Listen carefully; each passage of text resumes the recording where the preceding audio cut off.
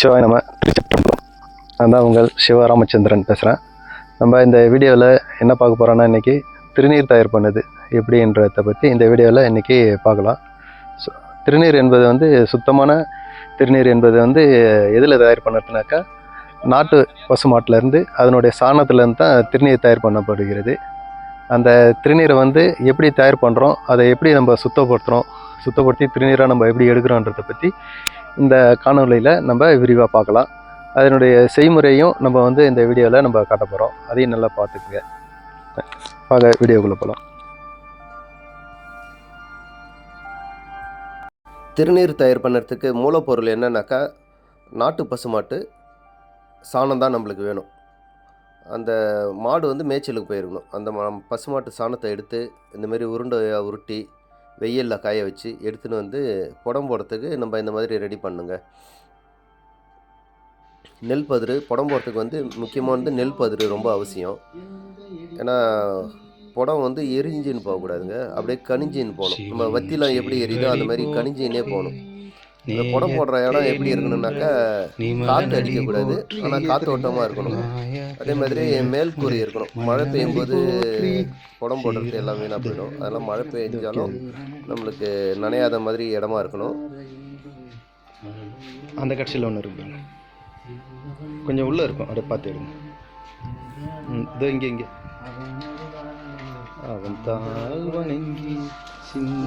சைடெலாம் சுற்றி வந்து கல் அடிக்கிட்டு அது நடுவில் வந்து நெல் பதிர் கொட்டி அதில் வந்து நம்ம சாண உருண்டை காஞ்ச சாண உருண்டையை வச்சுட்டு மறுபடியும் மேலே நெல் பதிரெலாம் வச்சுட்டு சைடில் அந்த கேப்பெல்லாம் வந்து போகாமல் இருக்கிறதுக்கு வைக்கோல் பயன்படுத்தும். இந்த வைக்கோல்லாம் தான் கொஞ்சம் எரியும் போது புடம் வந்து ஆரம்பிக்கும் போது கொஞ்சம் எரியும். இந்த வைக்கெல்லாம் எரிஞ்சு முடிஞ்ச உடனே அதுக்கப்புறம் பார்த்தீங்கன்னாக்கா அப்படியே கனிஞ்சினே போகும். அந்த கனிஞ்சினே போகிறது எத்தனை நாள் ஆகுனாக்கா, ஒரு 3 நாள் 4 நாள் நம்ம போடுற புடத்தினுடைய சைஸை பொறுத்து அது கனிஞ்சினே போகும். அப்படியே பொறியுமாக கனிஞ்சினே போகும் இந்த மாதிரி. அப்புறம் உள்ளே பார்த்தீங்கன்னாக்கா சூடு இருக்கும், அதை ஆவி போகிறது தெரியுதா உங்களுக்கு? பொறியுமாக ஒரு 2 நாள் ஆயிடுச்சு. இது 3ஆவது நாள் 4ஆவது நாளுக்கு அப்புறம் தான் சிவாய நம திருச்சிற்றம்பலம். எம்பெருமானார்களால் திருநீர் படம் சிறப்பான முறையில் வெந்து நம்ம கையை வைக்கும்போது பார்த்து வைக்கணுங்க. சூடு இருந்ததுனாக்கா நிறுத்திடணும். சூடு எல்லாம் தணிஞ்சதுக்கப்புறம் தான் நம்ம வந்து அதை எடுக்க ஆரம்பிக்கணுமே, இல்லைன்னா ரொம்ப சூடாக இருக்கும். நம்ம இந்தமாரி உருண்டையாக பிடிச்சி போடுறதுனால என்ன ஆகுனாக்கா, புடம் முடிஞ்ச உடனே நம்மளுக்கு வந்து உடையாமல் அழகாக வரும். சிவாய நம. இந்த பிடிக்கிற உருண்டை வந்து கொஞ்சம் இறுக்கமாக பிடிக்கணும், அப்போ தான் சீக்கிரமாக உடையாது. இந்த புடம் போட்டு முடிஞ்சது அதெல்லாம் எடுத்துன்னு வந்துட்டு ஒரு கவரில் நம்ம எடுத்துன்னு வந்துடணும். தனியாக அந்த இடத்துல எடுத்துன்னு வந்துட்டு அதுக்கப்புறம் நம்ம வந்து அதை வந்து சுத்தப்படுத்த ஆரம்பிச்சிட்டோம். நம்ம எடுத்துன்னு வந்ததில் நம்ம தவறி அதில் மண் கல் அந்த மாதிரி பெரிய பெரிய இதெல்லாம் இருக்கும். அதெல்லாம் வந்து ஒரு ஜல்லடையில் ஃபுல்லாக ஃபஸ்ட்டு சலிச்சிடணும். சலிக்கும் போது பார்த்தீங்கன்னாக்கா நம்ம அந்த அண்டாவில் வந்து தண்ணி வச்சு சலிக்கிறோம். நான் தண்ணியில் பட்ட உடனே பறக்கிறதுக்கு கம்மியாகிடும், இல்லைனா பறந்து போயிடும் ரொம்ப அதிகமாக. அதனால் தண்ணியிலே நம்ம சலிச்சிட வேண்டியது. தண்ணி வச்சு சலிச்சுட்டு கீழே கையால் வந்து நல்லா குழப்பி விட்டுக்கணும். அப்போ தான் அப்படியே கொஞ்சம் மஞ்சள் மாதிரி ஆகிடும். அப்படியே கையாலே வந்து நம்ம நல்லா நைஸ் பண்ணிடுறோம். நைஸ் பண்ணிவிட்டு இப்போ அதில் வந்து டஸ்ட்டுலாம் இருக்குது பாருங்கள். நம்ம ஏற்கனவே சலித்த சல்லாடையிலையும் சப்போஸ் வந்திருக்கலாம்.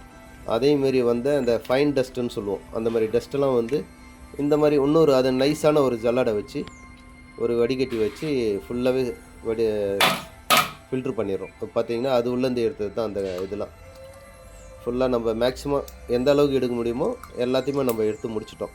அதில் எந்த டஸ்ட்டுமே கிடையாது. இப்போ வெறும் திருநீர் மட்டும்தான் இருக்குது, திருநீர் தண்ணி தான். இப்போ அடியில் பார்த்தீங்கன்னா இந்த மண்ணெலாம் வந்து அடியில் போய் தங்கிடுங்க.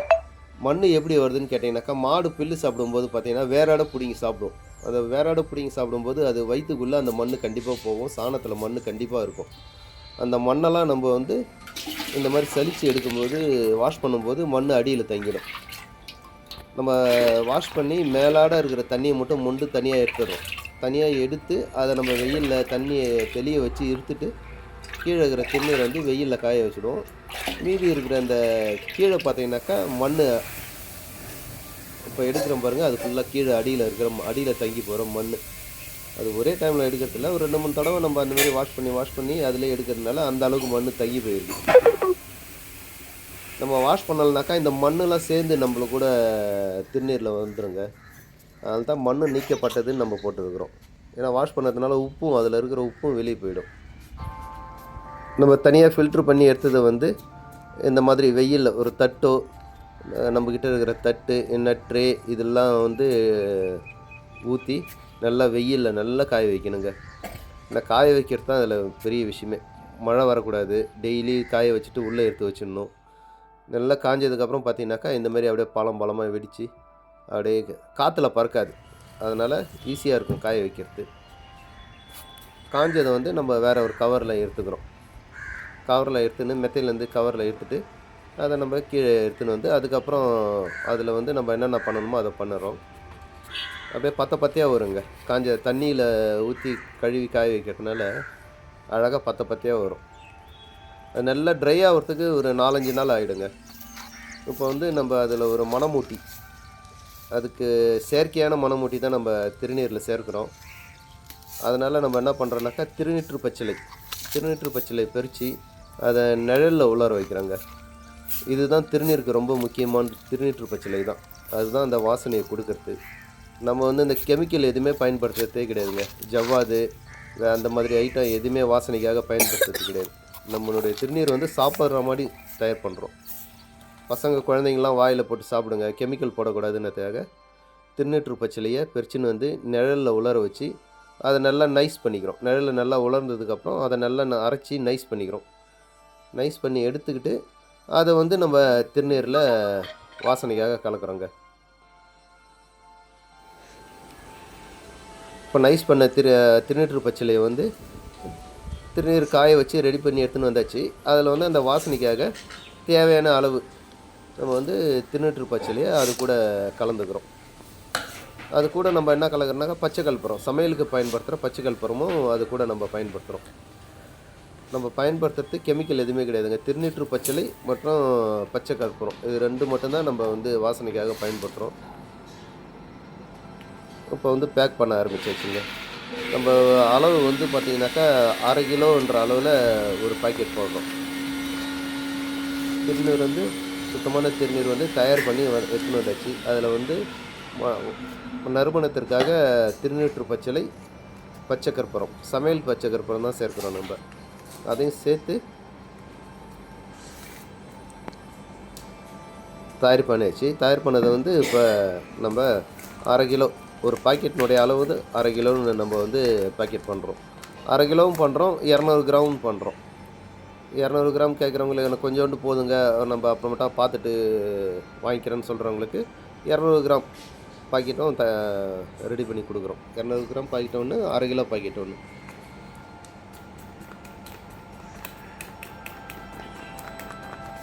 திருநீர் பேக்கிங் இதெல்லாம் செய்யும்போது பார்த்தீங்கன்னாக்கா ஃபேன்லாம் போடக்கூடாதுங்க. ஃபேன்லாம் போட்டிங்கனாக்கா காற்றுல பறந்து போயிடும். அதெல்லாம் ஃபேன்லாம் போடாமல் காற்று அதிகமாக அடிக்காத இடமா பார்த்து நம்ம திருநீர் தயார் பண்ணுற வேலையை பண்ணணும். இல்லைனா காற்றுல பறந்துன்னே இருக்கும், ஃபுல்லாக எல்லா இடமும் திருநீராக படிஞ்சிடும். போயிட்டு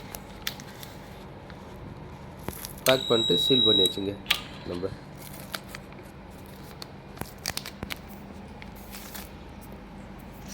இதுதாங்க சுத்தமான நாட்டு பசுமாட்டு திருநீர் தயார் பண்ணியாச்சு. உங்களுக்கு வேணுன்றவங்க நம்ம மொபைல் நம்பர் இருக்குது, அந்த மொபைல் நம்பரில் கான்டாக்ட் பண்ணிங்கனாக்கா நம்ம உங்களுக்கு வாங்கிக்கலாம். நம்ம பாண்டிச்சேரியிலேருந்து தயார் பண்ணி அனுப்புகிறோம். புதுச்சேரியில் இருக்கிறவங்க நம்ம நேரடியாக வாங்கிக்கலாம். வெளியூரில் இருக்கிறவங்க நீங்கள் கொரியர் பண்ணணுன்னா கூட நம்ம கொரியர் பண்ணி விடுவோங்க. கொரியர் பண்ணணுனாக்கா அது கொரியர் பண்ணுறதுக்கு எக்ஸ்ட்ரா சார்ஜ் ஆகுங்க. இதிலே நம்ம ஃபோன் நம்பர் இருக்குது, தேவைப்படுறவங்க நம்மளை தொடர்பு கொள்ளலாம். இது சுத்தமான நாட்டு பசுமாட்டு திருநீர். நம்ம எந்த ஒரு கெமிக்கலும் பயன்படுத்தாத ஒரு திருநீருங்க. அது வாசனைக்காக கூட நம்ம கெமிக்கல் பயன்படுத்துறதில்ல.